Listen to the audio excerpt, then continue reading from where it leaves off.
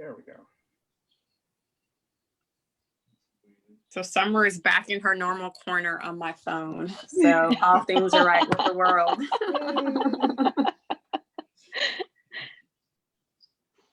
I'm not quite sure what happened last week.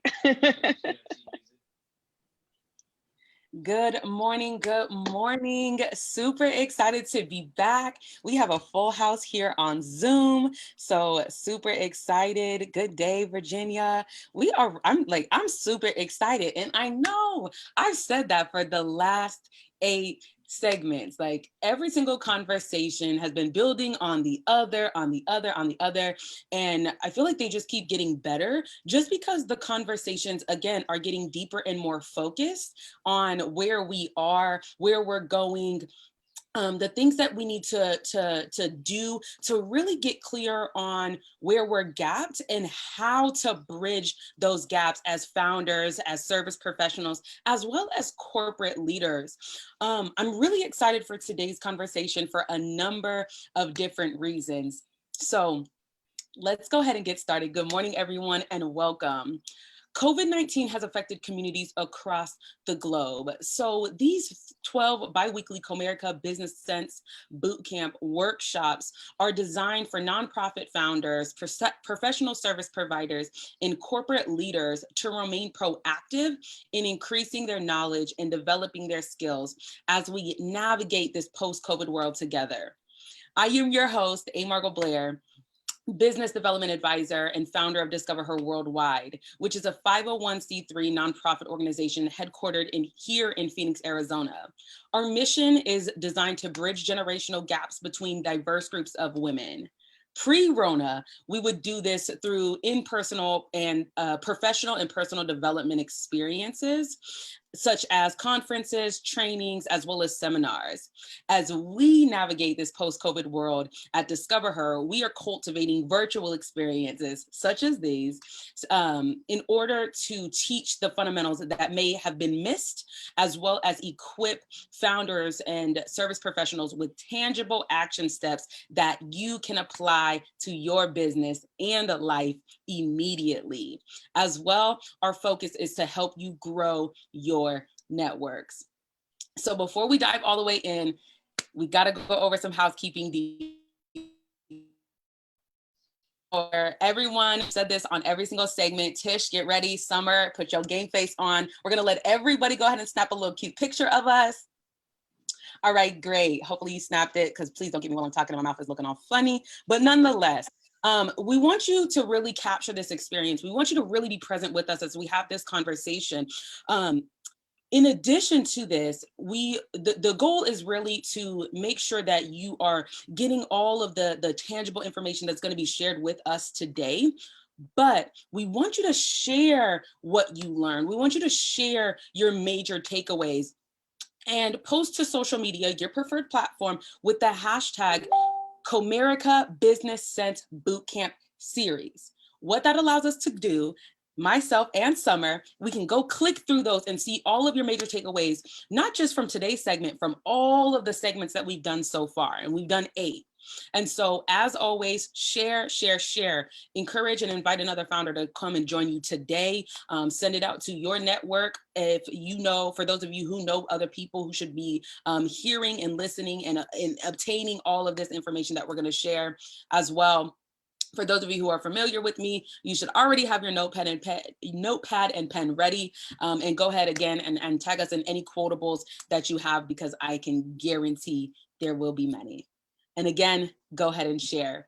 So before I introduce you to our speaker, I can't start this segment off without first introducing one of the people who really is the reason why we're here. And that person is our sponsor, Comerica Bank, specifically a representative. Her name is Summer Fawcett, and she's incredible. She's been part of the vision for Discover, honestly, for the last year. Over the last year, we've been connected, but she saw something, she heard something, and she wanted to plug in to really help us carry out our mission with Discover Her. So without further ado, Summer, hi, good morning, and thank you so much for being here with us. Thank you. Thank you, Margot. I'm always excited to be on your stage. And I say stage. Yeah, it's a stage, it's platform. I'm here in my office, but I'm excited to be here because you allow us, and thank you so much for doing so much that you do, because you allow Comerica to kind of just say, hey, Margot, we have this idea. Hey, Margot, do you think you can do this? And you're like, no problem. Yeah, let's get it done. Let's go ahead. And then we can just sit in the background and watch you work and do your thing and improve lives and do so many different things. So that is just the reason why relationships and communication and knowing your business.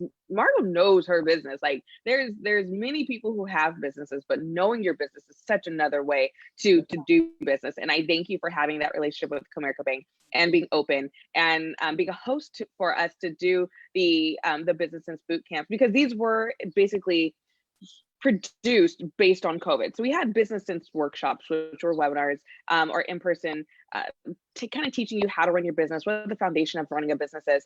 But then when you actually have COVID take place, we were like, now what do I do now? How do I, stop sinking? How do I continue my business? And this is that platform for that. So thank you so much for allowing people to come in, understand, ask the questions they need. And then you have so many wonderful presenters. I'm very excited to see what Tish Times has to say. She says she works with my brother, so we all know who he is at the moment. He's a little crazy, so if she can handle him, I know she can handle y'all. So I am excited to be here. Thank you, Margot. Thank you, Tish. And so if you have any questions, I will be here in the background. I'll pop in from the corporate point of view. But again, Summer Fawcett, VP of Corporate Communications for Comerica Bank and External Affairs Market Manager. So I'm excited to be here. Let me know if you need anything. Thank you so much, Summer. And again, I'm going to preface this. I do this in every single segment. Summer is here. You better ask her any questions that you have about banking, about money, about figuring out how to make money, all of these things that really are going to help you take it to the next level in your business. Before I introduce you to our speaker, our guest facilitator today, I want to speak to a specific person. Now, as we're this is the business bootcamp series, and yes, we can say these conversations are for the new business owner, but I really want to implore you to take a second to hear what I'm sharing now. These conversations are for the seasoned and experienced business owner, the people who have been in the game for X amount of time, but may have not laid a solid business foundation the first time around. That's my story. And that's why I'm so passionate to have graduated from just focusing on solely the personal development side of things, because I was realizing that a lot of the people who were coming to my programs, coming to my events, they were also business owners. And what was happening is they were working themselves, honestly, toward burnout, toward exhaustion, trying to really figure out how to do all of these things that we've been talking about over the last several segments. And so what I was able to do over the almost the last decade now, was take what I was doing with personal development, focusing on navigating through seasons and overcoming adversity, coupled with business fundamentals for founders. And now we're here.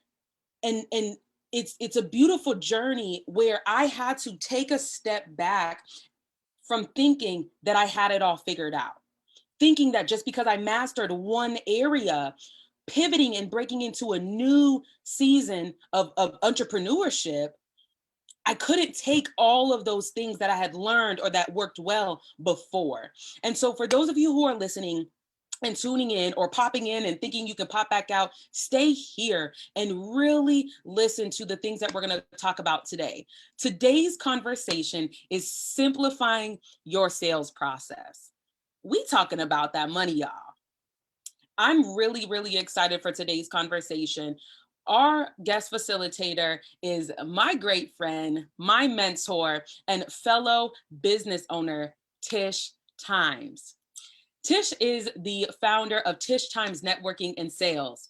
She is also a certified networker, y'all, hear me out, a community builder, and a franchise owner for Network in Action in Phoenix, which am happy to say that I am a proud member. For nearly 10 years, Tish has been teaching small business owners, solo entrepreneurs, and sales professionals to increase income with unparalleled sales and networking strategies. Tish empowers sales professionals to create revenue generating business connections, to follow up effectively, stay on top of mind, shorten the sales cycle, and close sales with ease. Tish is a published author of a number of books, including Networking is Not a One-Night Stand, The Unstoppable Confidence Networking Playbook, and 10 Super Simple Networking Steps. She also has a networking and sales planner. She also is the founder of Unstoppable Confidence Sales Academy, which is a business school that teaches systematic, sincere, and an effective approach to networking and sales to produce lucrative bottom line results. I told y'all from the very first segment when we connected that I'm not playing any games. I'm not missing any stops to bring the heavy hitters to teach y'all what you need to know. So that's just her bio. I want you to really listen up. If you didn't think I was serious when I said grab your pen and paper, go grab it. If you know anything about me, you know I'm a little bit serious about my stuff when it comes to business. And like I said, Tish is one of my mentors. She is my mentor and she's amazing. So let's just go ahead and dive right in. I won't keep anybody waiting any longer. Now, today's conversation is about sales. Yes, and all things money, money, money, money. But I really think it's important for us to establish some common ground. If we can do that, let me know. I think it's really important for us to establish some common ground before we jump all the way in. So Tish, let us go ahead and set the tone to be sure that we establish that common ground, okay? Let's talk for about 5, maybe 10 minutes to talk about networking, which you know you and I can talk about for hours. But let's go ahead. Can you talk to us about the psychology behind network and what networking is not? Yes. Thank you, first of all, for bringing me here. I love you. You know it with all my heart. So it's a pleasure. You probably could have been like, let's go to Alaska. I'd have been like, bet, I'm here. Whatever we need to do. But I am so passionate about networking. And let me tell you why. People think networking is a social activity, number one. Most people confuse it with just going out, seeing the same people over and over again. I don't see everyone's picture right now just because of the way the screen is set up. So if you have a question or I say something, you're just like, you know, you want to say something, feel free to just stop it and say it. Because the other reason I say that is because I can't see everyone's faces. I don't want to hurt anyone's feelings because we've all been there where we go to the same events to see the same people to make no money. And that's something that we have to stop doing because there is a psychology behind it. And what I believe is that it creates a comfort zone for us. And it keeps us out of what I call our profit zone. Because if we're only seeing the same people, the likelihood is we're not doing business with those people. We're only going there because I am, and I'll use myself as an example because I've been there, too intimidated to go to events where people are, number one, I don't know anybody. Number two, people are probably at a higher income bracket. Therefore, I don't feel comfortable having that interaction, sharing with them who I am and what I do, and then ultimately asking them for that next step, whether it's a telephone call, a cup of coffee, whatever that next step might be. So instead of having that scary conversation and having that scary experience, I just keep hanging out in the same, and we use the word nonprofit for organizations that are designed to raise money to do a good deed, right? But I would say we have a lot of nonprofit entrepreneurs as well. People who are not making profit because of the way that they're networking. So the psychology is getting past what blocks are causing us to not want to go into those bigger rooms, those rooms where people are investing in themselves and are willing to spend money on building their business, getting their lives right, whatever, you know, product or service you might offer.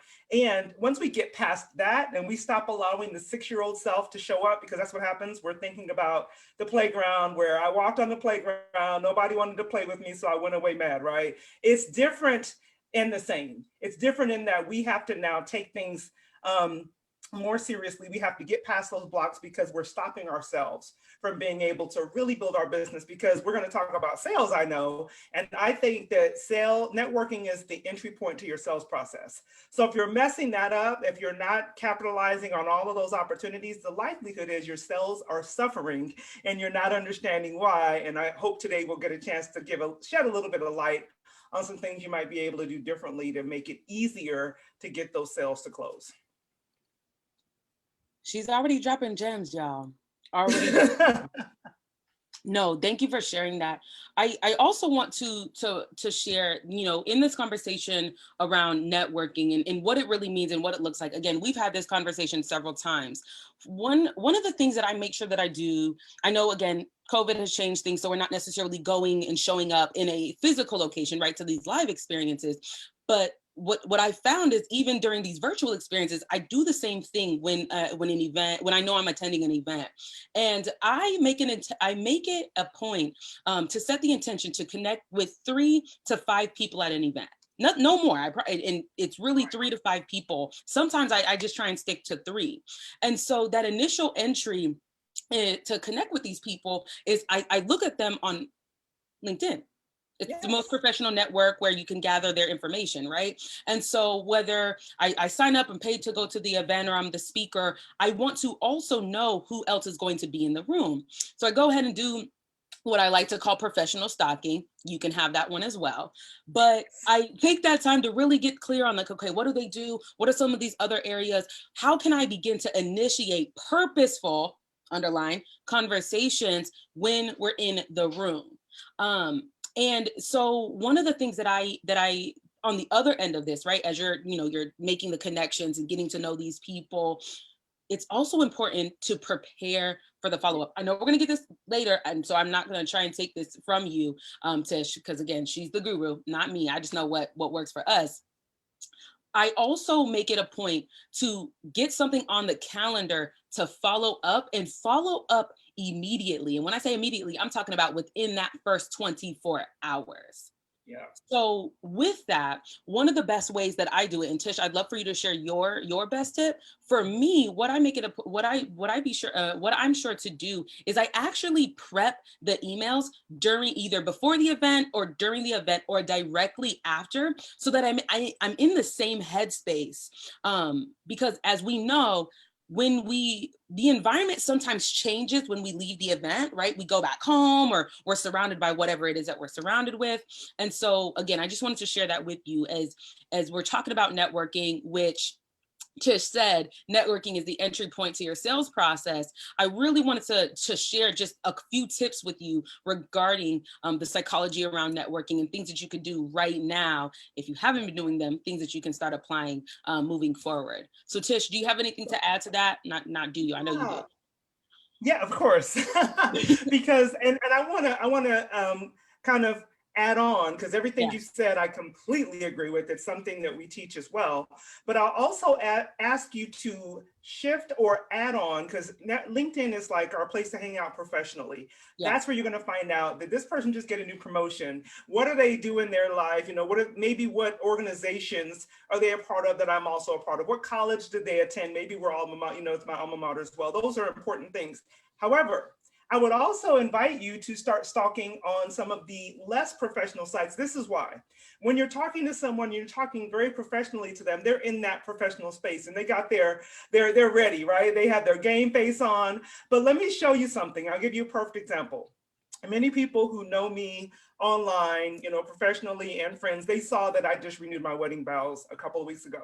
And so when someone's coming to me and they're saying, oh, we saw you speak and we see that you went to this school, blah, blah, blah. I'm like, yes. But when they say, oh my God, I saw you just had your 25th wedding anniversary, guess what happens? I go, I'm in relax mode. I'm ready to get to know you now. Yep. I've made what you call a heart connection. And that's where we sometimes miss it. We forget that networking is emotional.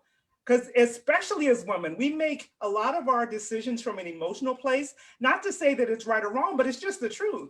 And so if I can get that person to kind of lean in, I can get them to take off that layer of I have to be super professional and I can't really be who I am. And now I can really connect with them. I promise you our next conversations are going to be easier and easier. And that's how you have what I consider generational relationships. Those relationships that are not transactional, they're not one-offs, they're not like I just bought from you because what you had to offer was great. I needed it at the moment. I don't need to talk to you anymore. So I think that is really important. The other thing, you said so many great things. The other thing that I would also recommend is, yes, get that email done. Do all of your prep work so that you're prepared, because just as they're going to be in a different headspace after that event, so are you. And you're going to forget or you're going to delay it, and you don't want to do that. However, I would also add that your follow-up doesn't even begin until you have a voice connection with that person. So the email is not enough. And many times we're like, zoop, I followed up. No, you have not. You have sent an email that's probably in their spam, especially if you use the email marketing software. It's probably in their spam or in their promotions box, and they may not ever see it. And if they do, it's going to be many days later. So having that phone connection, I'll tell you what, if it's hard to make a phone call to follow up, for many people it is, do a video. Use Loom, LOOM.com, free service. I will get more responses from saying, hey, Margot, it was great to meet you. I'm so glad we got to connect. Hey, I sent you an email too. So make sure you check your spam for it. I'm so looking forward to us connecting next week, maybe grabbing a cup of coffee. I'll get more people to respond to that than I will, number one, leaving a voicemail or just sending an email by itself, or, you know what I mean? Because people want to see your face and then they remember you, you bring them back to that emotional place. They're like, oh yeah, I met Summer, we had a great connection. Now we're ready to move forward. So think about those additional things in addition to all the great stuff that Margot already said. So you briefly touched on it, but let's go a little bit deeper. What is the correlation between networking and sales? Mm-hmm. So we think of sales as, I use that word, transaction. I buy from you, right? You mean we meet, I have what you need, you give me your credit card, we're done. Whereas if we really think about it as building relationships, what's the best way to build a relationship than to have a conversation, to get to know someone, which is why that Facebook stalking, some of those other, Instagram, those places where they're really being themselves. How many of you all have seen that? They have like this challenge. It's like, this is my LinkedIn profile. This is my, my Facebook profile. And then this is my Instagram profile. It's like 3 different people, right? So you have to recognize that once you utilize networking to really get to know them, or at least to start that process, then when you go into that sales, it's not that almost cold call feeling. It's not like you were in that place of trying to figure out, how do I, get their attention? How do I get them to respond? On some level, you're learning that because you're spending that time in the networking world, getting to know them, talking about more of your business concerns. And, and I'm happy to send some of these to you, Margot, but the questions that you ask in your networking will prepare you for your sales conversation. Ooh. So, you know what I mean? It's like many of us are in such a tell space. I got to tell you what I do. I got to tell you what I can sell you. I can tell you, and you're missing it. Because if you're not asking the right questions, you are missing what they really need. They're going to tell you exactly what they need in the answers to their questions, but we get so hyped up with telling everybody who we are, we miss it. And so the sales process is that much more difficult. So you just said so many great points, and just go ahead and put in the comments, put in the chat section, everyone, how many events have you been to where people are like, hey, what do you do? I really don't like that question. Look, I'm like, I really don't like that question, because I'm like, why are you trying to know what's in my bank account? Right. Like, that's really all it's asking, right? It's like, okay, what can I get from you? Okay, oh, you don't have a VP? Okay, nope, I'm not gonna talk to you. Or, and I digress, because I'm like, that's a whole nother conversation. But we have all events, looking at the comments too, like, it's a thing, and it shouldn't be. And again, a lot of the times, people spend that time trying to perfect their pitch. Yeah. Look, yes, the pitches are important when you're doing a formal presentation, but you're not doing a formal presentation. Let these people know who you are. That's it. Again, part of the reason, I'll say this now, and I say this every single time, part of the reason these two individuals right here, I think hopefully they're right here as I'm pointing to y'all, because I'll look crazy if not. But part of the reasons why Summer is here is because like the same way I'm talking right now is the same. I think it was the same way, but nonetheless, I'm a little crazy. She found out I was crazy and we still friends. No, but it really, I was myself. I wasn't trying to put on this facade as if I had everything together as well. Tish and I, we go back, 5 years now? Yeah. Right. And so again, that also speaks to networking, relationships, the expansion, and how to cultivate those relationships, because it wasn't just for either one, it wasn't just hey, Summer, let me get this money. No, it was like, hey, this is what you do. Again, she shared the story before. I was at a completely different event, not representing Discover Her. I wasn't even representing Discover Her. I wasn't representing A&B Consulting and Company. I was there as a membership chair for another organization. And I'm like, oh, so what do you do? Oh, great. Yeah. And I don't even recall if we even talked about Discover Her that particular day in depth. I may have said, oh, I may want to follow up with you, because again, I wasn't there for me. And so I feel like for me, my integrity, it wouldn't have been right if I would have tried to poach her at that particular event. I wanted it to be purposeful. So that's my tip there. And then again, for Tish, before we really built our relationship, we had just been seeing each other. I was like, oh, who is that tall, fine woman? Like, whoa, like, I don't even know who she is. Wow. Like that fireball. like, that's really what it was. And we just kept meeting each other. And I'm like, all right, like, she's in these rooms, I'm in these rooms. I know I'm dope. She has to be dope. Like, I need to have this conversation with sis. And that's really what birthed from there. And then again, like I said, 5 years later, sis said she would go to Alaska if I said, let's go. Let's go. You know what I mean? In the winter time, girl. Look, winter time. No, but again, like, this is relationships. We're having this conversation, and all of this that we're talking about right now is the foundation. It's the foundation for really creating and optimizing your sales process. So we cannot stress this enough. Can I give one, before we kind of shift into the sales piece? Yes. Because people will say, well, if I don't say, what do you do? What do I say? So you're still wanting to get to the same, you want to understand who is this person. And I'm happy to send you, Margot. I have a list of questions that Please do. I'll send it out to everyone. Yeah. And customize them for your business. But you can get to that same result by, instead of saying, so what do you do? Because that equates to, so how much money do you have? Are you high enough on my, standards level for me to talk to you and spend time with you? That's what that question really says. Yeah. What about, so Summer, why are you so passionate about banking? What got you there? You know what I mean? What was your journey getting there? Now, again, remember, we want to get them to an emotional place. Now you got me thinking, well, when I was in school, this happened and then that, you know what I mean? Now I have them telling a story. If you can get someone to tell you their story, you have entered into a very different place in that relationship, step one. So just think about it that way. And again, I'll send you all some questions. You can utilize them. They're very easy to customize, but it takes you out of that. So hi, let me have your credit card kind of conversation that turns people off. And it really hinders you from being able to go to that next level easily. That's all I got to say. Ooh, you're good. Yeah, I want to actually say something on that, just because I'm always in that position. And if people ask you, what do you do? What do you do? What do you do? What do you do? You're like, okay, you're turned off. But if somebody says, how did you get to where you are?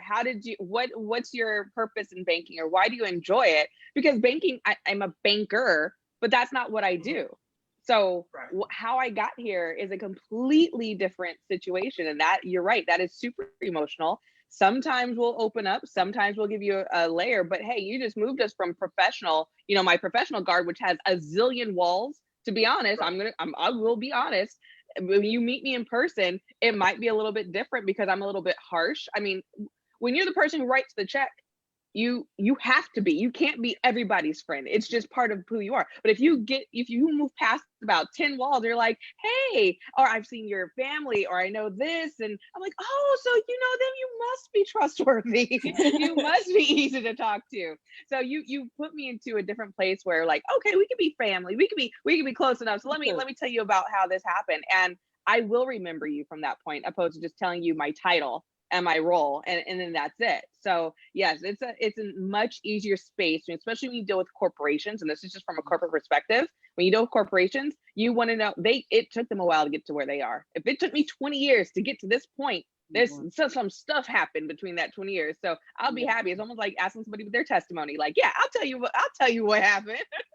So that's just a corporate point of view, but that's a fantastic tip. Thank you so much, Tish. Thank Ooh, you. so good. So good. Okay, so this is the last question on networking. If you have any other questions, you're gonna have to hit up Tish and probably pay her, because yeah, we're going into sales after this. So the last question. So this one is gonna hit home for a number of people. Do you have any tips for reconnecting with cold leads that can end up possibly with a conversion?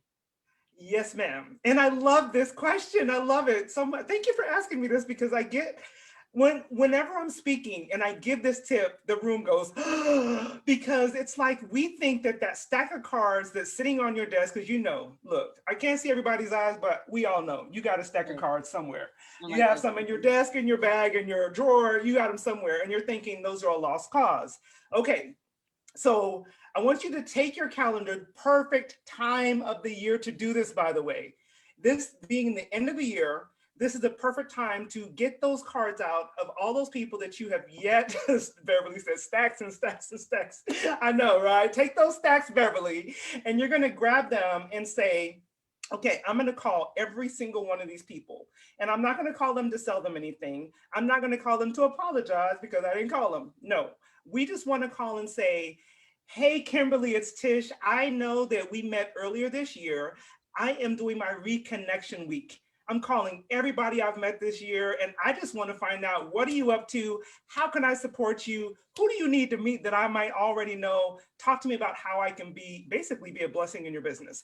No one says no to that. I promise you, I have never had anyone hang up on me. I've never had anyone say, well, where were you when I needed you last? No, it's just, you know what I mean? It's just a catch-up call, right? And so call it whatever you want, but take a few times a year to do this. And even if you make 50 of these calls and 45 of them say, leave me alone, and you get 5 new leads or 5 people who say, hey, I do need what you have to offer. I'd love to have coffee. Was that not worth your time? You better believe it, because these were people who were dead and now have resurrected. So you want to maximize what you already have. I said, you have probably, if you're looking for $10,000 this month, I promise you it's sitting on your desk right now.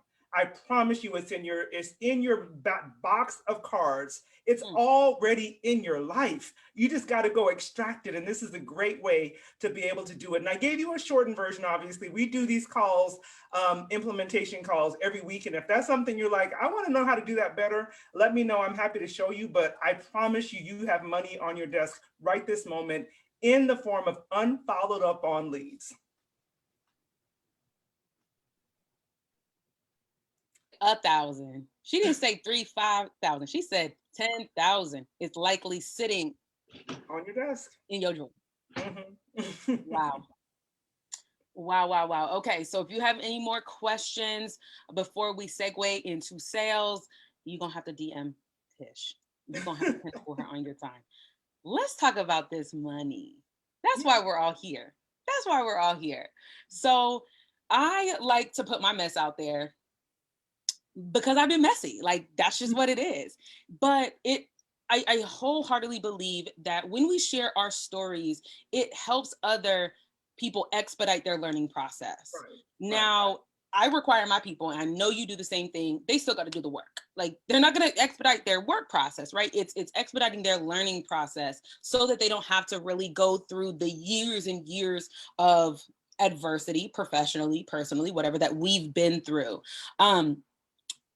Our stories help encourage, remind, as well as dismantle the self-limiting beliefs, keeping people from making impact and making money. Can you share your origin story? And when I asked this question, I already know. This is why I said, I was like, I got to ask this question. Can you share your origin story? But when you do, Tish, please, just answer this question in this too, which I know you will, but were you did you always have a healthy relationship with money? Part one. And part two, as a serial business owner, has sales always come easy for you? Oh Lord, how much time do I have for this Look, question? go ahead. Look, we got a whole nother hour. Okay. I have recently, and I say recently, probably in the last 2 to 3 years, just kind of peeled back the layers. And I'm like, you know what? I'm just going to tell it all because it doesn't help anybody for me not to be completely, and I've always been vulnerable, but there's a part of my story I hadn't shared publicly, period. Um, and I understand the people who've been changed by it. I'm like, okay, it's important. So first part of that question is, did sales always come easy to me? I was tricked into sales, completely tricked into doing sales. I worked in the staffing world. When I first got out of school, I met and married my husband. I was in college. He had graduated from Texas A&M. He was going to be the breadwinner. I was going to finish my degree. And then he had this terrible accident. And I had to get a job immediately once we ran through we'd been married for 4 months, by the way, so we had this much savings. We had no money. And so I ended up going to a temporary staffing company temporarily, which turned into me working there, for 8 years, climbing the ladder, blah, blah, blah.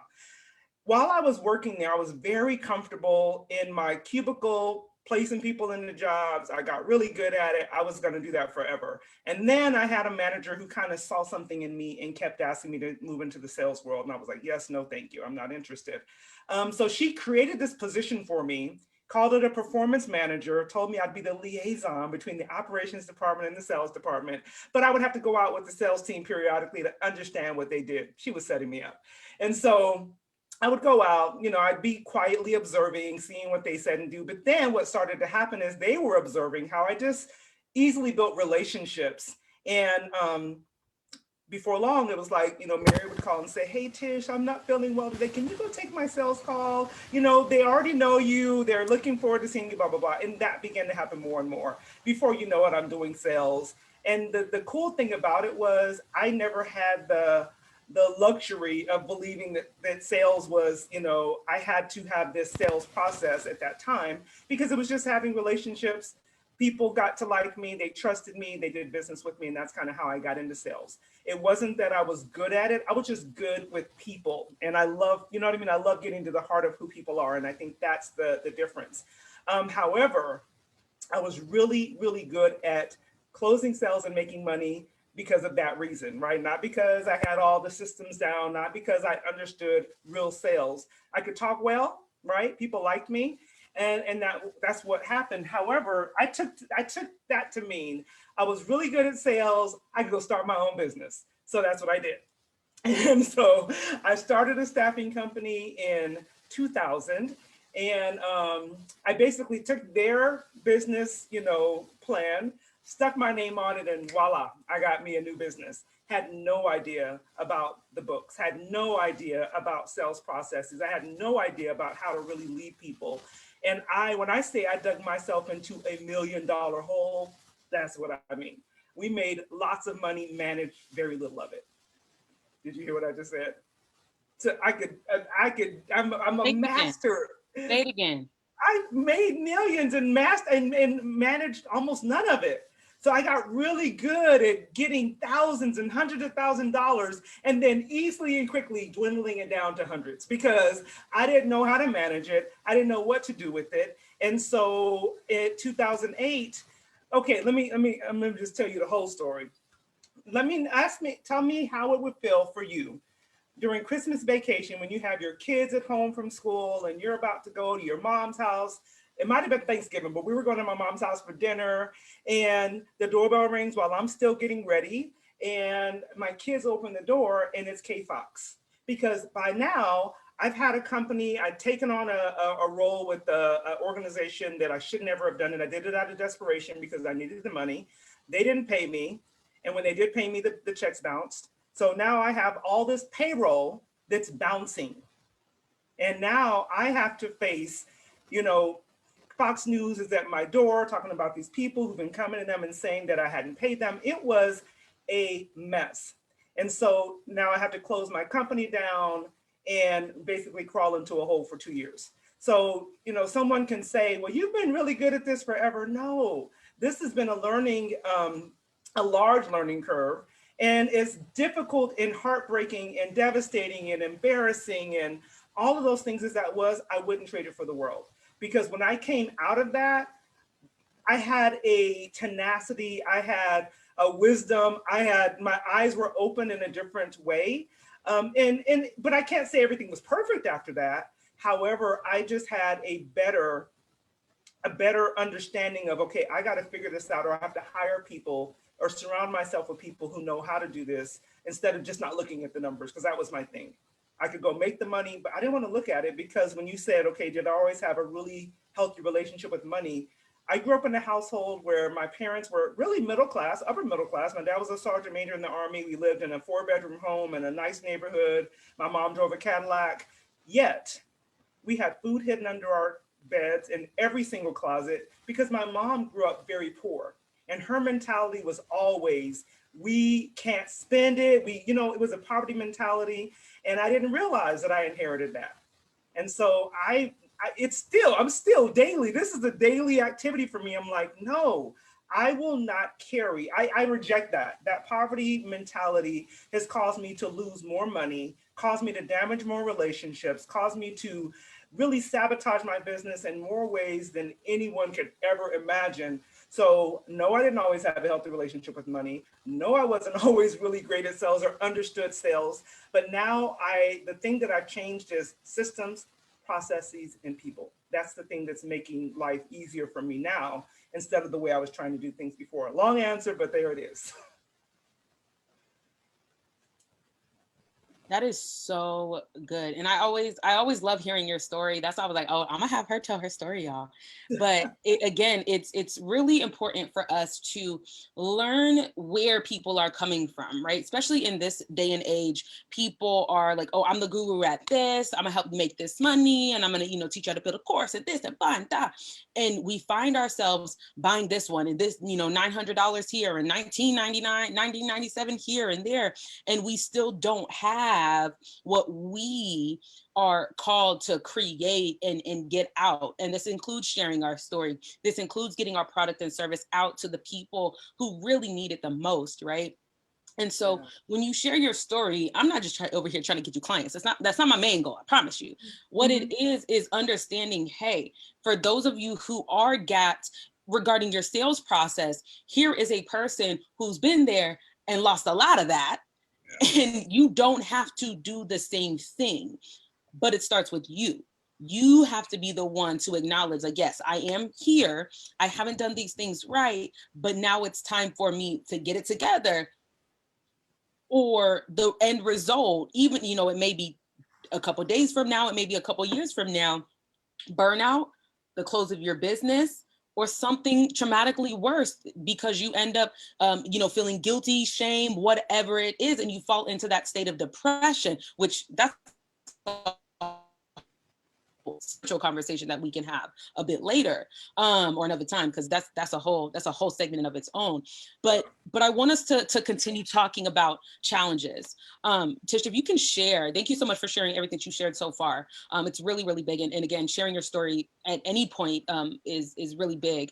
So with, on that same wave, what are some of the biggest sales challenges you have faced, or lessons learned that you have witnessed your clients overcome? Well, kind of like I said, I was personally really good at just closing the sale, but then I had nothing to nurture the client, nothing to onboard them, nothing to make them stay. You know what I mean? So it's so much easier to sell a current client than it is to go find a brand new one. And I didn't have any processes in place. So I literally was like, hey, okay, you're signing up for this process or this product. I didn't have a way to get it to them. I didn't have a way to really deliver it to them in a way that made them feel cherished, that made them feel like somebody cared about them. The things I see a lot of my clients and the people who come to me, they come to me often because they're afraid to make the sales calls. They don't understand, how do I prospect in a way that doesn't feel icky to me and icky to them? And so, I'm really big on figuring out ways to attract, because it's so much easier to attract the right people than it is to chase them. Chasing people is tiring, it's hard, and it does create that burnout. But when you have systems in place that allow people to come to you easily, I promise you, it changes everything. It literally changes everything. And so, I mean, when I say systems, processes, and people, it's like having the right software. And you don't have to have expensive software, by the way. I promote products that are like $14 a month, and I promote products that are like, $500 a month, depending on where you are in your business. But you have to have a process, because otherwise, if you're trying to work off of a Excel spreadsheet, it might work for a while, but it's not sustainable for most people unless you're really good in that kind of software. Um, Processes. It's like, okay, what happens? Okay, it's like, if this, then what? So if this person clicks this button, where do they end up? How do you stay in touch with them? How do you make sure that they're getting what they need from you on a consistent basis? So if they're not ready to say yes right now, they will say yes later. Because of those processes, people might have found me in 2018 and they're saying yes now because of the processes that we put in place. And the people is having a team, whether it is hiring a team, if you're in that place in your business, or maybe it is, creating a mastermind where there's ways where you can say, okay, you're a rock star at this, I'm a rock star at this person does this, and we all work together to make sure that we all have everything that we need within our individual businesses. But whatever you do, you don't want to try to work in a silo, because again, it's not sustainable. You can only do so much when your hands are here, right? You got to enlarge your capacity so you can receive more and you can help more.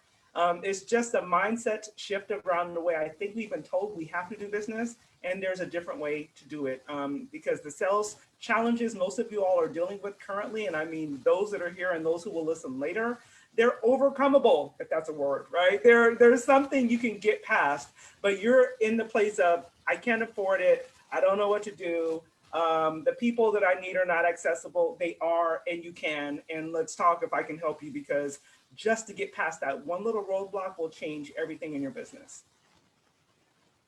Again, so good. So good. I want to share just, it's something to add to your point, Tish, and then I want to tell a quick story.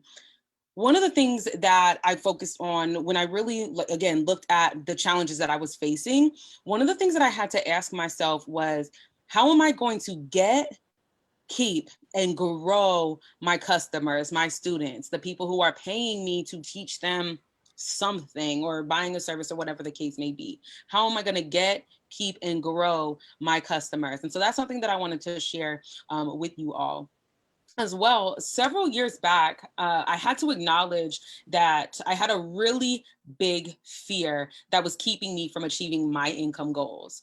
And the question that I had to ask myself was, are you more afraid of failure, or are you more afraid of success? I'm gonna say that one more time for the people in the back who didn't hear me. Are you more afraid of failure, or are you more afraid of success? You can go ahead and answer that question. If you don't want to answer that question, that's fine too. But that was a question that I really had to take, that I really had to, I wrestled with that one for a minute, right? And for those of you who know my story, I know failure very, very well. We're like first cousins, to be honest with you.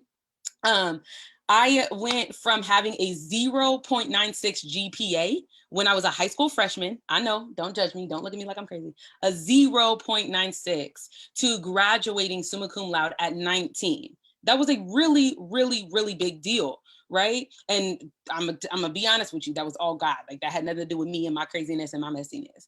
However, I still struggled with a mindset issue around selling things without an immediate ROI. Whether it was like, oh, I can't, like, okay, I'm charging $500 for a speaking engagement, or I'm charging, whatever the case was for, this particular service. And I couldn't, because I knew that it took time for them to see the results.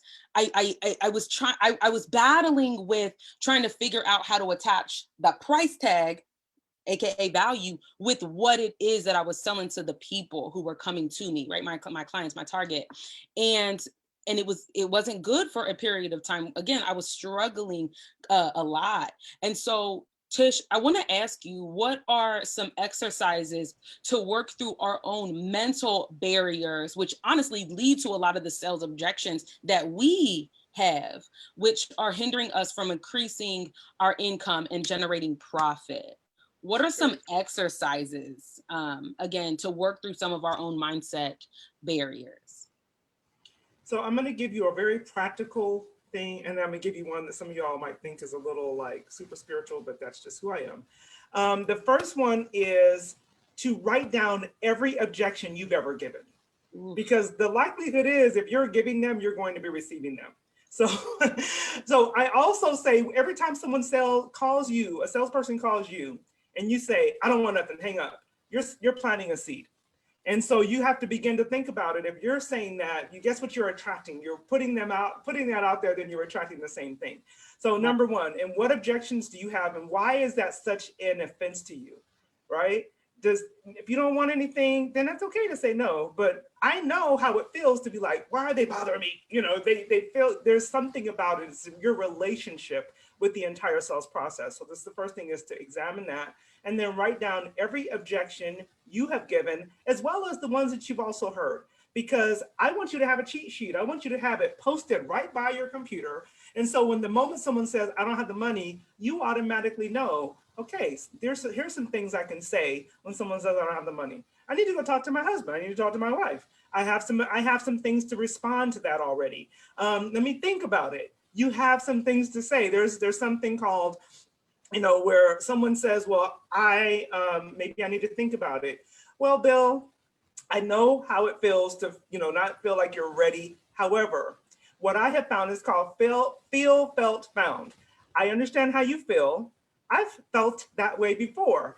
I have found when people take, too long, the likelihood is they do not get the solution they were looking for because they talk themselves out of it. What are you really dealing with? Let's talk through it and see if we might be able to address it. So there's some actual skills you can utilize around just being prepared. Preparation, I promise you, will help you to feel much more confident in your responses. So get your objections list, have it posted by your desk, and know how to respond to those. Now, on the flip side, when you're in my office and you see my desk and you're looking straight ahead, you're going to see my vision board right in front of me, and you're going to see my I am board right to my right. And I keep those right in my eyesight because I too have moments of doubt. I too get objections. I too have times I'm like, I don't want to call. I don't want to say this, blah, blah, blah. And I have to go and look and say, okay, so I have things like, I am a billion-dollar business owner. I am able to communicate effectively. And I have all of these things, from my business life to my personal life to my health, all of these things.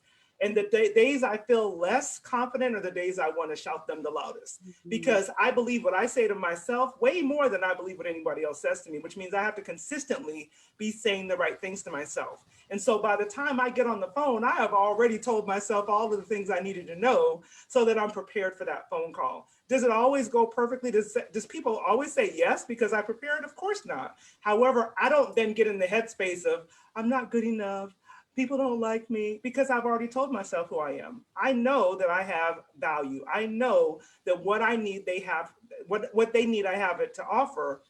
Now I just have to think back, how might I have said that in a way that was clearer?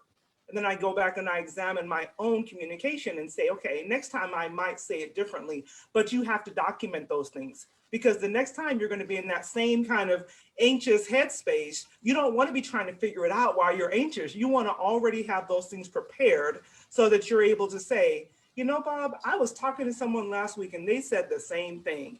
Let me tell you what we came to when we had that conversation. Might that be helpful for you? Now you're ready to have that conversation. So preparation, and then examine your internal conversations, because that's going to do a lot for you just to be ready for those sales calls. I learned this when I think I was like 14. Proper preparation prevents poor performance. Yes, and I used to say that. People were like, "Oh, that's a military term." I'm like, I don't care. It's applicable. Like it's so real. And so many things that you're sharing are, again, get these notes, get these things together and implement them into your business. And you will experience some radical transformation. Because again, one of the things, and we can talk about this too, which is why I'm like, ooh, okay, I get to take my love for personal development and marry that with professional development for founders. Great. Because one of the things that I know I've seen I'm pretty sure everyone on this life has experienced some stress or some unwanted anxiety around not meeting their goals professionally.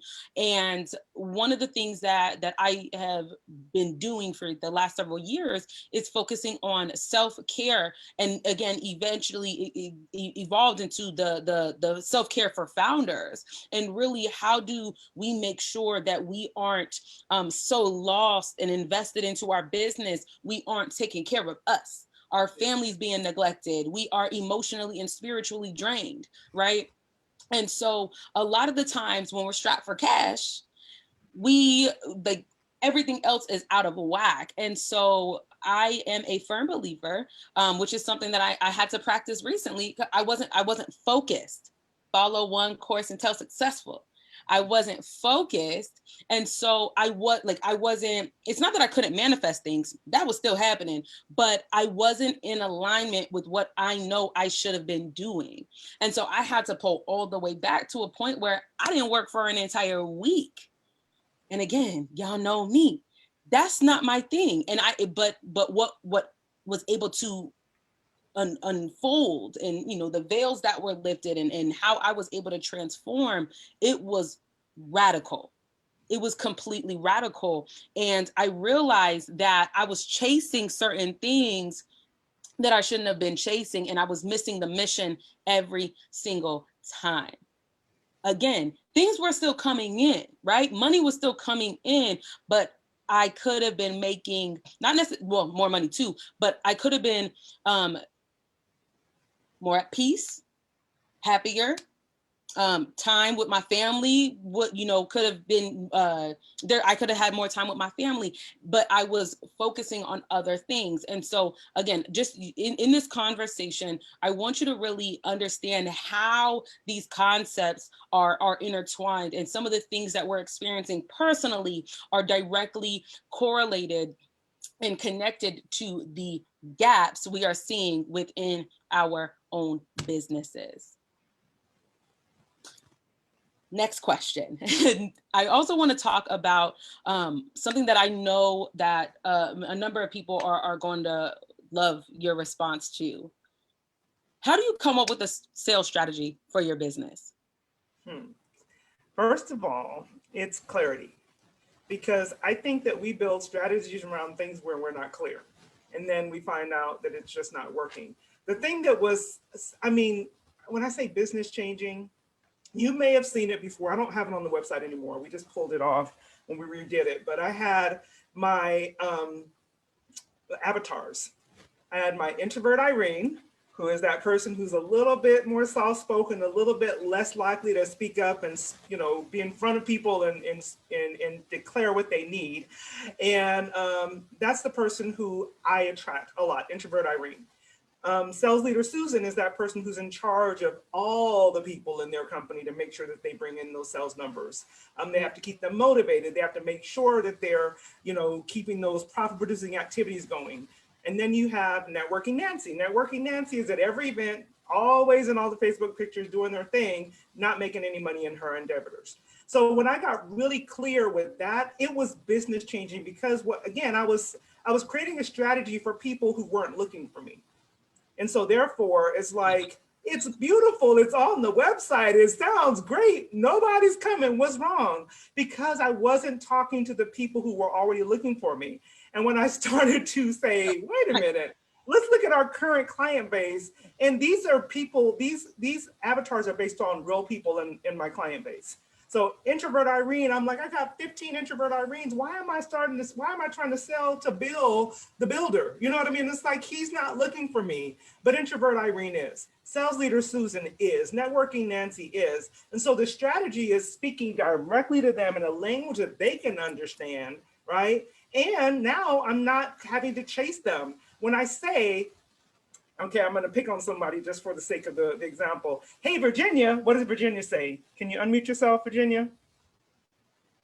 She there? Say, hey, I'm you coming. You say, hey, right? So if I'm speaking to you and I basically call your name, you're like, I'm raising my hand because I hear you calling my name, whereas we're yelling out, please come buy from me, and nobody's hearing you because they don't even understand the language you're speaking in. Oh, So sales strategy, we can't even begin that until we're clear about who's looking for us, who we're really, here to serve, and then we're able to attract them. And then you put the pieces in place, and it's like, where is introvert Irene already hanging out, right? Where is she being gathered for me? I don't gotta go find her. She's already in places being gathered for me. I'm going there. I'm, saying, hey, introvert Irene, I'm here for you. Then they come, and then you're able to walk them through your overall, whatever that service or product is that you offer. this again, it's so good, so rich. And another thing that I want to remind everyone, we've had this conversation before, is a lot of the times I did it too. People go and just look at somebody else. Like, wait, they go and look at the gurus. They're like, "Ooh, this person serves these people. I'm gonna do that too." And it's like, you are, again, iceberg. That's not an iceberg. What, I don't know what that was, but iceberg. Think of an iceberg, right? We see the top, but what's under the surface we don't see. And they've been in the game for so long. That's their step 10. You are at step 0 or 3 or 6. And so we try and take an additional step or skip steps. And I know it's very, very well. God will give me something. And I'm like, oh, cool. Yep, thanks. And I'll try and run. He didn't tell me to run. He just gave me what I needed right now. And then let that marinate. Let it stew, right? Like, okay, I don't know if anybody's cooker, like bakers, or they like to cook, or if actually know the process of stew and soup. You don't just put all the ingredients and the potatoes and then like eat it, right? It's cold. The potatoes aren't soft. Like, hear me out when I'm giving this analogy, which I don't normally do. You gotta let it marinate. You want the seasoning all throughout. And when you bite into that potato, I'm hungry, y'all. Okay. The reality of it is this is what you need to understand, where you can't just try and skip these steps. You have to trust the longevity of your process. That's the only reason why I'm talking about a good stew, is you have to trust the longevity of your process. And I'm sure someone's going to remember that. Because again, we're trying to figure out how to create a sales strategy, or honestly, the next question, what should you do if your sales strategy isn't working? I'm going to let you answer that, Tish. But again, I want you to begin thinking about how you are trying to eat your stew too early. Yes. So what do you do if your sales strategy isn't working? How do you audit? How do you modify it? Yeah. Well, the funny thing is this, even when we talk about, going back to the networking piece, we just go, and we have nothing to monitor, nothing to be able to determine, okay, what's working. When you're doing what's called a A/B test. So for instance, I might put out an email, I'm going to put out this version, I'm going to put out this version, and I'm going to send them both out and see which one gets the most results. Now I have something I can go back and say, okay, this worked, this didn't work, stop doing that. Many times we're just moving and shaking and putting things out there, and we have nothing. Remember, I told you about the system. The back end will cause you to be able to see what's working. I changed my website, not because it wasn't working, it wasn't doing exactly what I wanted it to do. So how many of y'all have looked at your back end to see how many people are coming to your website? What cities are they coming from? What countries are they coming from? How long are they staying on your site? So there's some things, some metrics that we have to put in place at the front end to find out what is working. And so again, going back and saying, maybe I'm talking to the wrong people. Maybe I'm spending way more time on Facebook doing all this marketing where all my people are hanging out on LinkedIn, or vice versa, right? We're really good as business owners saying, go to LinkedIn. Well, maybe their particular product or service isn't going to be, their ideal client isn't hanging out there. So we need to know, who is that ideal client? Where are they already being gathered for you? And then if it's not working, come back, have some metrics in place so that you're able to determine what's working. So I'm going to do a quick shameless plug because it has to be said. And you don't have to use my planner, but you need to use some type of a system that helps you to see, okay, what profit producing activities are working for you. So in our planner, we have like 15 of them. And I say, pick 3 to do every single week. Your 3 might be things like this. I'm going to make sure that I get 3 online speaking engagements. I'm going to make sure I network at 5 places this month. I'm going to make sure, so you're going to determine what are these activities that are drawing new potential clients into your business. And if I'm doing these 3 over and over and over again, because I've been monitoring it, I've been looking at my metrics to say, because on that form that I provide for you, it says how many events did I have, how many contacts did I make, how many people did I follow up with, and at the end, how many new clients did I get? If you're getting 0, 0, 0, 0, that means I go back to the drawing board and figure out, okay, I need to shift the way that I'm showing up. I need to shift the way I'm encountering people. Maybe I need to relook at my ideal client market altogether. And the people that I'm currently talking to aren't the people I need to be talking to. So you can't really shift it until you've done some of the initial metric work to find out what's working, what's not working, and then go back. And it's okay to change. It's okay. Don't let anyone tell you, girl, you've pivoted 5 times. Well, here's 6, and 6 is going to work possibly. You know what I mean? So do what you need to do in order to get your business to operate in the way that it needs to. And you can go to tishtimes.com. Under services, networking playbook or networking planner rather is in there, and it'll all the details are right there on tishtimes.com under services. That is so good. So good. Okay. Let me see. I'm going to take a break and just ask you, what questions do you have? What questions do you have for Tish? There's a lot of questions here, but I want you to, for those of you who are on Facebook and aren't on Zoom, what other questions do you have about sales? We have a whole list more, but again, I want you to just take a moment. Again, we have to thank Comerica for sponsoring the boot camp, the entire boot camp, all 12 of these workshops. Thank you so much again for seeing the vision, and for Tish for being here and answering all of these powerful questions. We are going to go for about 10 more minutes on the questions that we have, but we want to open up the floor to have some of you all get some coaching on the spot. So that's why we tell y'all to join us live. I don't know why I'm looking at the camera when y'all can see me right here. That's why we tell y'all to join us live, because again, like what you get when you're here and present, you may not get that just tuning in on Facebook, but again, you're still going to get a lot of really rich knowledge as well. The other point that I want to make, and shout out again to all of you who are joining us live on Zoom, the nonprofit pitch competition. It's open. It's open for submission. And again, thanks Comerica. Comerica Bank is sponsoring a $1,000 cash prize to one nonprofit founder. And so go ahead to discoverher.org/Comerica Business Sense Bootcamp. You'll get all of the details. It's the same place where you likely ended up signing up to attend today, but all of the details are there. You can still come, you could still apply. Yes, you have to be on video. Yes, you got to tell us about your business. Yes, you got to send some additional details so that we can see where you are.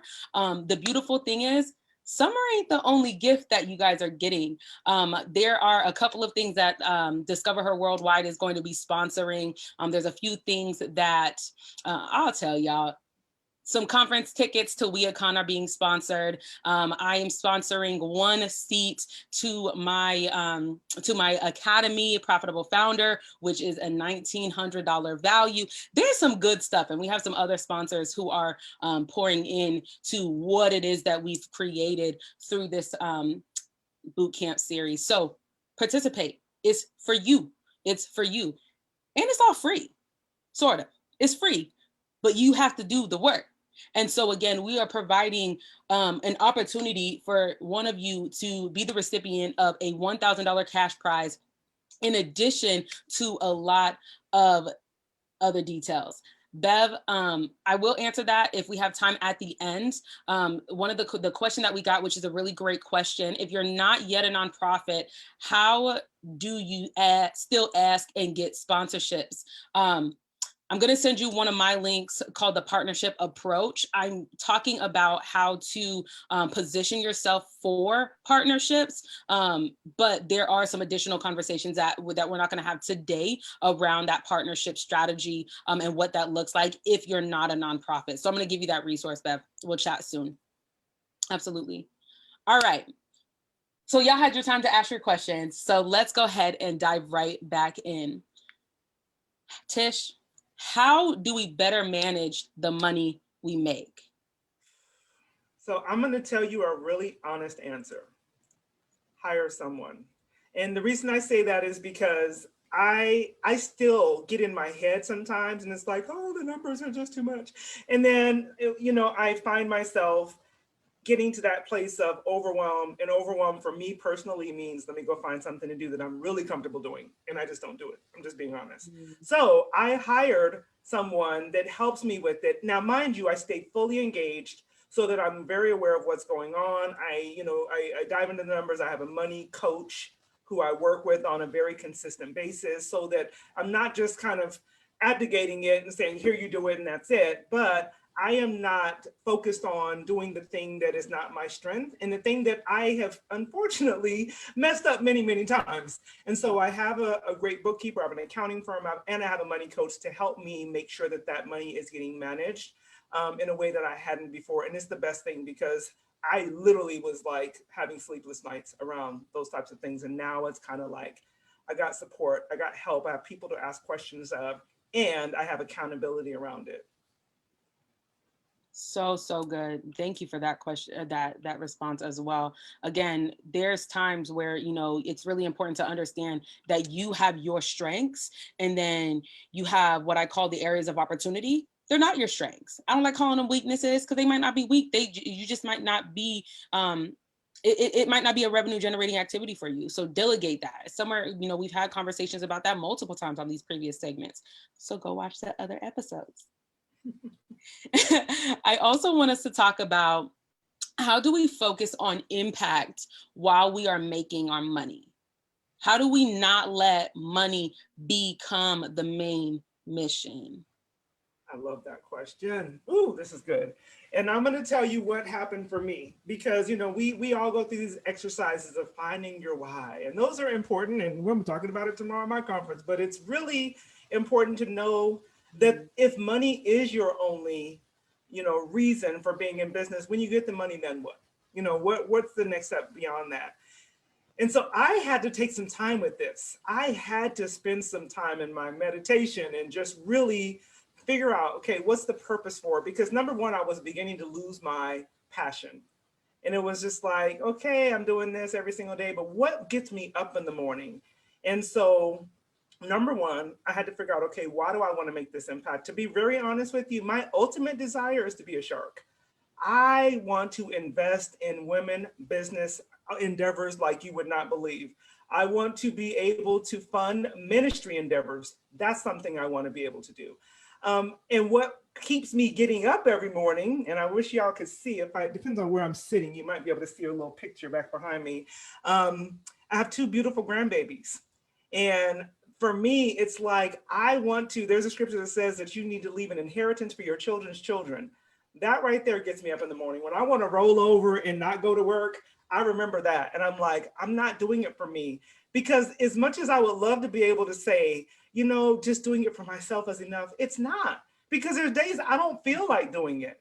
But when I think about the fact that I'm doing this for my generations to come, I really want to leave an inheritance for my children's children. I want to, not only financial, that's not only what I'm talking about. I want them to see a level of work ethic, a level of tenacity, a level of integrity and character, and all of those things that go into the way that we build our business so that they will have no excuse to be able to rise up and be the people that God has called them to be.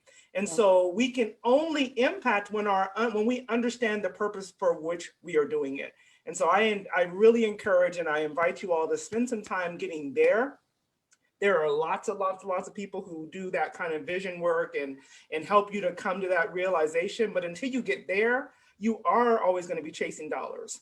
And it's like, we want to chase purpose, not dollars. If we're chasing purpose, it'll get you up every single morning and you will not hesitate to do the harder things. That is so good. That is so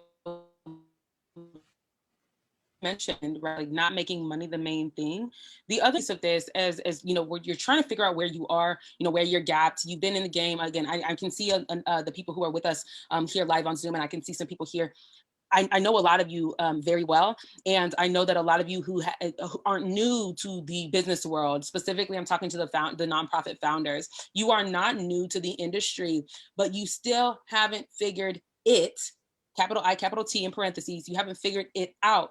A lot of you are still self-funding your own projects. A lot of you, the event creators, you don't have a solid team. You don't, you don't have an operating budget. I mean, the list goes on. For those of you who are subject matter experts, you still haven't built a solid foundation for your business. Again, that's why I do what I do for the people who have been in business for a while, but they didn't build from a solid foundation the first time around. And so one of the main things that I make sure to focus on is how to revamp your signature project, whatever that is, whether it's a service, whether it's a project, whether it's an offer, whether it's an event, whatever it is, you have to be, Tish said it, clear. You have to be clear on what it is. And so one of the main things that I stress, the first thing that we do is the personal development side of things, getting clear on that, making sure that we got ourselves together, because we don't want to be hurting, broken,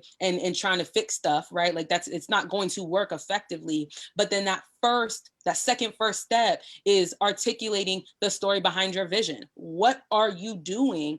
And if you're not quite clear on that vision, you're not about to have Summer sitting on your workshop for 90 minutes and, trying to make your impact. It's just likely not going to happen. And so that's why people talk about the 4 steps to do.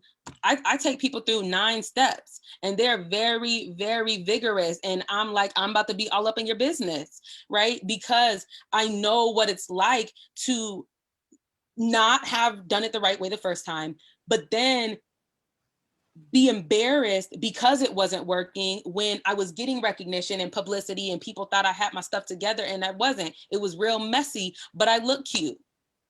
Can't help the cuteness, but my stuff was still messy, right? And so I don't want you looking cute but being messy. Like it's not. When you are not operating and functioning in your purpose, you are not just robbing yourself. You are robbing the people who are called to learn from you, the people you are called to lead. And so when I say you need to get it together, you need to get it together. And that's why we're here. That's what we're doing with you, for your behalf, whatever you want to call it. That's why we're doing what we're doing.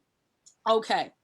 So we have 1, 2, 3, 4, 5, 6, 7, 8, 9, 10. 10 more questions. I don't know if we're going to get to that. I want to open it up. So I didn't do these in order, so I'm going to open this up. If you are on and I ask your question, if you want to add a little bit to it, go ahead. But let's be respectful because we do have 12 minutes. But yes, so the first question, if you are on with us, how should I market to gain more clients? If that was your question, go ahead and unmute yourself. Tisha's going to respond. And if you want to give a little bit of 60-second back and forth, whoever is the recipient of that question, you can go right ahead. So take yourself off mute. Tish, go ahead. How should I market to gain more clients? So I'd love to hear what kind of business this person has. If you're still with us, can you unmute and tell me a little bit more about your business? I think they are. You registered, so I see you. They're like, oh my God, I didn't know I was gonna have to come on camera. No, you're fine. And if you just want to pop yourself off mute, I want to say that may have been you, Virginia. Sorry for calling you out, but I'm like, I definitely want to be, give you that opportunity to clarify that question. I think that was you. No, I think that was another Virginia. I'm sorry. No, okay, no worries at all. I'll give you a general answer, but it's really, it really does depend, because if you have a product that, you sell to athletic organizations, it's going to be different than the way you're going to market if you have a coaching business. So it's a little bit difficult to just answer that question as a blanket. But I would say, back to what I said before, to get really clear with who it is that you're wanting to attract. And when I say find out where they're already hanging out, so for instance, we go to events, I don't want to call out any specific names, but we go to like our regular networking events, we get these memberships, and it's like, okay, I'm just going to go because it seems like a cute place, people seem nice or whatever, there are likely associations that are already created where the people who sell medical devices are already hanging out. Yeah. People who are financial services, right, Bev, that are already hanging out. People who are in insurance are already hanging out, but we're going and spending our $10 a month at these events instead of investing and joining some of these greater organizations who may let you in and even be a speaker. And so again, figuring out where they're already being gathered for you. And you'd be amazed at how much easier it will be when somebody's like they've already raised their hand, they're already looking for you, and now you go and market in a way that feels very, very authentic to you, and it feels like you're being of a service or a resource to them. So that's a real general answer, again, not knowing specifically what that person does, but you got to figure out first and foremost, what it is that you're selling, who it is that you're wanting to connect with, and where they're already hanging out. So good. So, so good. The next question, if this is yours, I'm not going to call nobody out because I don't want to be wrong again. What is the best approach to create a sales process? What is the best approach to create a sales process? Is that person available?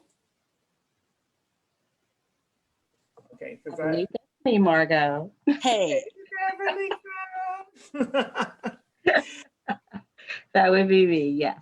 Okay, tell the and world I'm in consulting. Hi, Tish and Margot.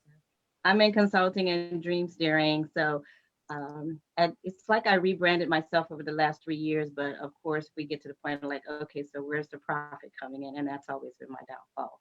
So I'm getting a few clients, but I'm not keeping them because I don't implement the sales process, and I'm the worst closer as it is, as far as trying to ask them. It's like, could you please play me for what I just talked to you about 30 minutes for?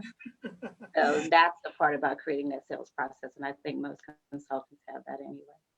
Gotcha. First of all, thank you for your question. Secondly, in so much love, I'm going to invite you to change your words, because we get what we say. And so instead of saying I'm the worst closer, you begin to say, people always want to hear what I have to say. People always respond favorably when I present my information.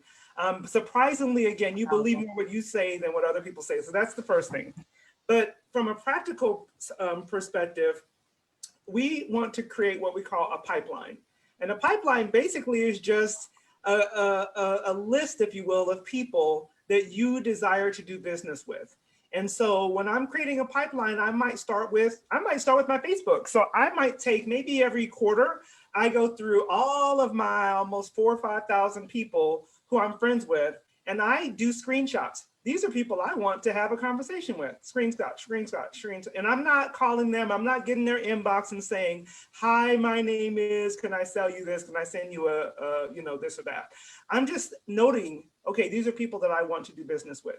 You might do that by, if you have a webinar. So for instance, even though Margot is doing this with full, I'm wanting to educate the people, make sure you all have what you have. She's also going to gather all of the email addresses and names of the people who registered. Now she has, quote unquote, a pipeline of people she can begin to communicate with on a consistent basis. And so you first want to gather your people in that way, whether it's you going online and identifying them, whether it's you putting out a product or service so that they can find you on my website. Lots of other people will have what you call an opt-in. So I have my networking handbook. People click it, they get it for free, but it's not free because they give me all their contact information so that I can now communicate with them. So the first step is finding the people that you want to communicate with. The second one is communicating with them on a consistent basis. And so I have a process where it's like, okay, when they come in, then they're going to get a message from me. They're going to get a video from me that's walking them through, how do you use your networking handbook? What kind of questions do you have? And then the last step, and then we ask it several times, but the last step is sign up for a sales assessment with Tish. So once I get them on the telephone, now I have an opportunity to find out, okay, exactly what they're looking for. How did you really benefit from this particular product or service that you got from me, the networking handbook in this particular case? And then in that conversation, because I already know they need what I have to offer based on the behavior that they've had. So remember I said the if then that, and I'm trying to keep this simple, Beverly, and I'm happy to get on a deeper call with you if we need to. But if they click this, then they're telling me, okay, I'm interested in this product. If they click that, then they're telling me I'm interested in this other product, and we're going to respond accordingly. So in our backend, I use Kajabi, by the way. And Kajabi, just like Infusionsoft, just like some of the other smaller now software systems, have the ability to see the buying habits. Think about it this way. You go on Facebook, you click on one purse, and guess what happens in your timeline? You see purses all week, right? Because they are watching your buying habits. As entrepreneurs, small business entrepreneurs, for some reason we think, well, that's not the way we're going to do things. We're going to do things differently because it works for them. It works. We just have to follow and figure out ways to do it on a scale that's affordable for us, and we have the capacity team-wise to be able to handle. But all of that to say, you begin to examine their buying habits based on what they're telling you. And you can get that information via your emails, via having a telephone conversation, do it via a survey or a quiz. And now you've got them not only in your pipeline, but now you know what product or service you offer that they're going to be the most interested in. And then you're able to make that offer because they've already told you that's what they want. You can't say the wrong thing to the right person at the right time. Okay? Say that again. You can't say the wrong thing to the right person at the right time. And you're only going to know they're the right person and that the time is right because you've taken them on this journey to get them to where they're ready to say yes, right? But if you ask them way back here, that's why I wrote that book, Networking is Not a One Night Stand, because we're asking people to go too far, too early. Whereas if we take them on a journey, like I'm just gonna woo you, I'm gonna take you on a journey of getting to know you and finding out what you like and blah, blah, blah. So when I make that proposal, if you will, you're ready to say yes to me. And again, that's a very condensed answer. And I know we don't have a whole lot of time, but that's the best way I can describe the sales process. And if you want to have a deeper conversation, I'm happy to do that with you. I most certainly will, Tish. Thank you so much. And I'm actually on your website page because I was looking for that booklet. What did you say it was on there? The networking handbook on the front page. Yes. Just scroll down, click it. Networking. You're muted, I think, Margot. The link is actually in here for the planner. Is that the one you're talking about? Yeah. No, the free one is the networking handbook. Oh, the planner, you can get the link from Margot, but the free one. And there's a networking handbook. Okay, I will check it out. Thank you guys so much. I'm so enjoying this. I'm sorry I've missed the previous, but I plan on being on all the future calls. They're all available. I am at that stage now. Like, okay, you're good, but you can be a whole lot better. Yeah, no, this is great. And all of the previous segments are available. You can watch them on Facebook. You can get them on YouTube as well. You can get them on the Profitable Founder podcast. Not a shameless plug. Not a shameless plug at all. Right on. Yes. No. So one of the things that unfortunately is all of our time. We do have a number of questions. I'm going to get those over to Tish. And what I will be doing is sending out a follow-up email this week because Tish is amazing. I get exclusive access, so I get these questions answered. So I will get these questions because they're really, really great questions. And so if you would like these questions, go ahead and click the link to attend, to register for the boot camp. And what will happen is you will get into the email. And when I send out the email in the next day or so, a couple of days, because Tish has a conference this week, which is also linked in here. What will happen is you will receive an email with those additional details, the questions that Tish was mentioning earlier to really position yourself effectively, to network with other people, to reactivate those cold contacts, as well as you will be receiving an email automatically within a couple moments regarding providing feedback for this segment. And so for those of you who are tuning in live, for those of you who are with us, Facebook, Zoom, what have you, you now have a link that is here. It is the feedback form. Please give us feedback. Why? We want to keep doing this. We want to keep providing these resources and skills with you, these resources and tools for you to continue to develop your business. Now, again, these last several weeks, I think we kicked off in May, June, or July. I don't know my months anymore, but nonetheless, we kicked off a while ago. We have 12 segments for this particular series. We can continue to have these conversations, but we need to know that you are wanting them. We need to know what that you're learning them, because again, this is a partnership with Comerica Bank, and they ain't gonna pay if y'all don't say, hey, that went together. No, but really, like, this is what it is. We want to be able to provide you with these resources, and though it is at no cost to you, it is complimentary. There are things that go into this, and so we want to make sure that you are sharing with us what you are gaining from this experience. And so again, we posted the feedback in the chat. It's also on Facebook. So go ahead and leave your comments. What was your major takeaway from today? What are some of the things that you are looking to apply to your business, that you're able to apply to your business today? Again, the beautiful thing is these conversations, the reason why we're doing this is because they are immediate. You can take immediate action to apply these conversations to your business. So again, across all social platforms, you have received the feedback form. So please go ahead and respond there. Go ahead and make sure that you are on the email list to get these additional details. Summer, any other feedback before we close? No, actually, everything was fantastic. Thank you so much, Tish, for doing this. I mean, it's having a sales call is one of those things where people really don't want to be a part of it, but they're like, I need to learn how to make more money. So here we go, you know, knowing what you sell or how to sell. It's not always people's forte. So this is absolutely amazing. It's all based on communication, relationships. So perfect. I don't have anything else to say on this. It's been great. Thank you so much, Summer. Again, thank you so much for Comerica Bank for sponsoring the Comerica Business Sense Bootcamp workshops. Thank you. Tish, any final words? One major thing, like if they don't take anything away from these last 90 minutes, what's one thing that really sums up everything that we've been talking about? It won't, so go ahead and go watch the replay. But nonetheless, what is one thing that you can leave our guests who took the time to be present with us today? So the one thing I will say is clarity. I always say clarity is sexy. It is so much, it's rather you be clear than cute. If you're clear on your ideal client, then you're able to market, you're able to sell, you're able to find them, they're able to find you, all of those things. And believe it or not, clarity is magnetic.